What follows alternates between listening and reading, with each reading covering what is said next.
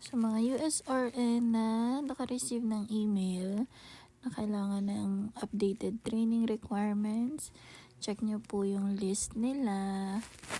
And then, mayroon kasi nag-post dun sa Lefora na free. So, syempre, dun tayo.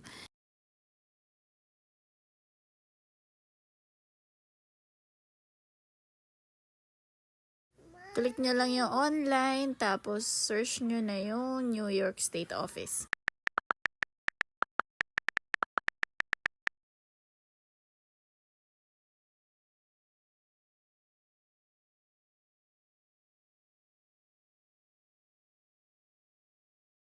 Click nyo yung training and then gawa kayo ng account.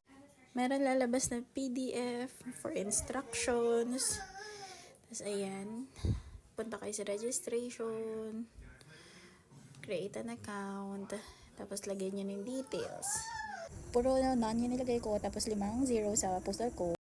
Tapos mag-email sila, tapos ipapa-change password kasi kayo. Sagutan lang yung pre-test. Merong 9 modules din sa lecture. Pero may iksi lang naman. Pero mabilis lang siya tapusin kung madami kayong time. Ganyan siya pagkatapos ng training. Tapos meron siyang instructions kung paano isa-send sa NY. Send yung certificate. Lagay nyo lang yung email. Tapos lagay nyo yung details nyo. Prepare yung license number. Tapos yan, address. None lang din nilagay ko dyan. Ayan.